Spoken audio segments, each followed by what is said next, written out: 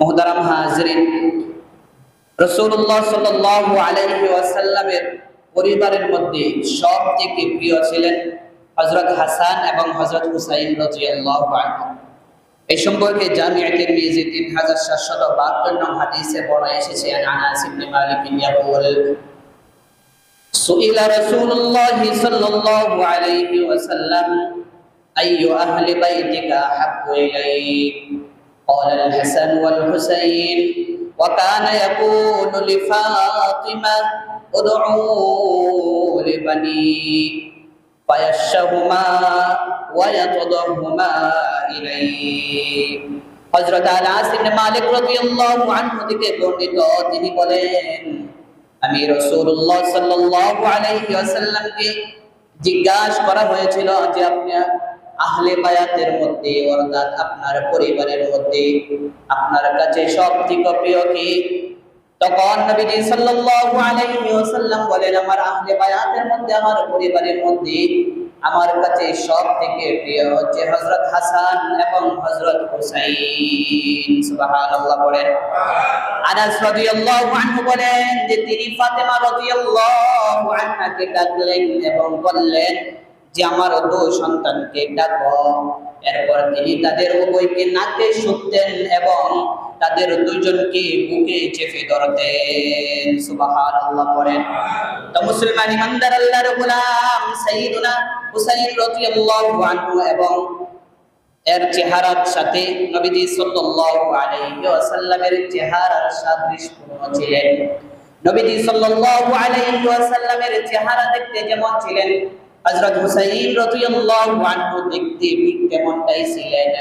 এই সম্পর্কে জামি' তিরমিজি 3778 নং হাদিসে বর্ণনা এসেছে, হযরত আনাস ইবনে মালিক রাদিয়াল্লাহু আনহু থেকে বর্ণিত, তিনি বলেন, আমি কুফার আমির ইবনে জিয়াদের কাছে উপস্থিত ছিলাম।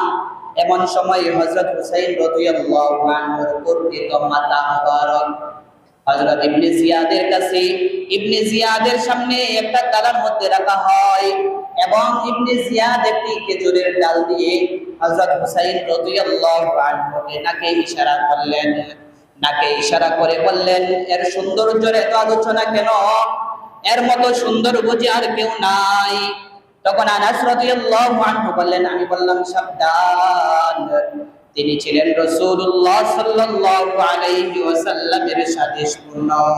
সুবহানাল্লাহ বলেন। তো হযরত আনাস ইবনে মালিক রাদিয়াল্লাহু আনহু থেকে বর্ণিত, তিনি বলেন যে আমি ইবনে জিয়াদের কাছে উপস্থিত ছিলাম।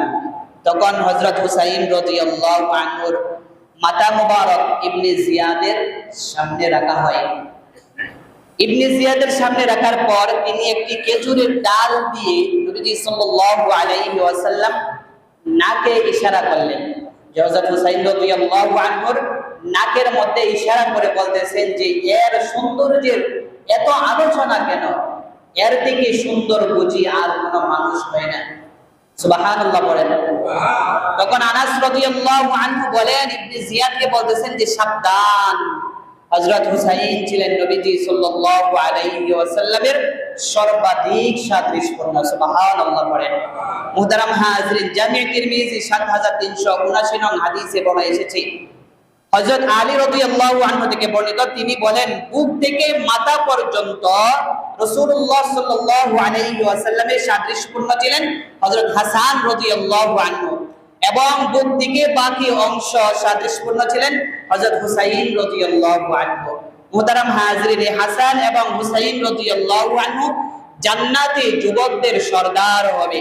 এ সম্পর্কে সুনান ইবনে মাজার 118 নং হাদিসে বলা এসেছে, আন ইবনে ওমর قال قال رسول الله صلى الله عليه وسلم الحسن والحسين سيدا شباب اهل الجنه وابوهما خير منها।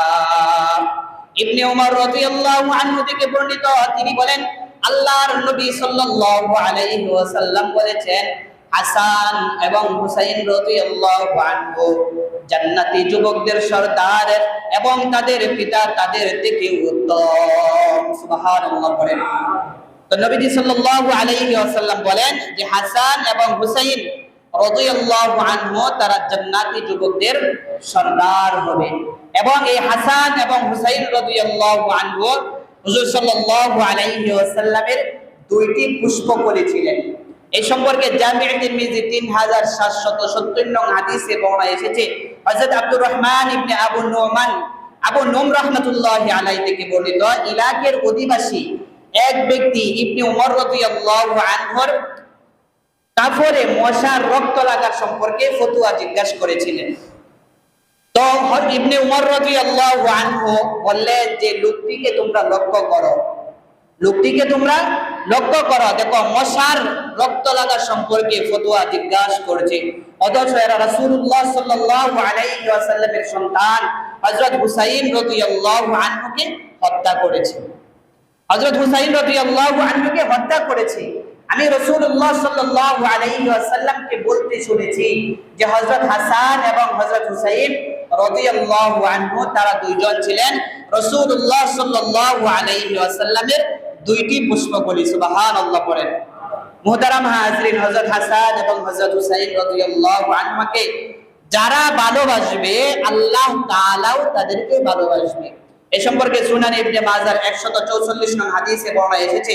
হযরত সাঈদ ইবনে আবু রাশিদ রাহমাতুল্লাহি আলাইহি থেকে বর্ণিত যে হযরত ইয়ালা ইবনে মুররা রাদিয়াল্লাহু আনহু তাদের নিকট এই মর্মে হাদিস বর্ণনা করেন যে একদা রাসূলুল্লাহ সাল্লাল্লাহু আলাইহি ওয়াসাল্লামের সাথে তারা এক ভোজ সভায় যাইতেছিলেন, একটি দাওয়াতে যাইতেছিলেন। তো রাসূলুল্লাহ সাল্লাল্লাহু আলাইহি ওয়াসাল্লাম যে হযরত হুসাইন রাদিয়াল্লাহু আনহু রাস্তার ধারে খেলাধুলা করতেছিলেন।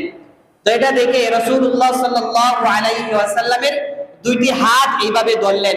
আমরা যেভাবে শিশুকে কোলে নিলে দুটি হাত এইভাবে ধরি, ঠিক এইভাবে রাসূল ধরলেন। ধরার পর হযরত হুসাইন রাদিয়াল্লাহু আনহু ছুটাছুটি করতেছেন, দৌড়াদৌড়ি করতেছেন।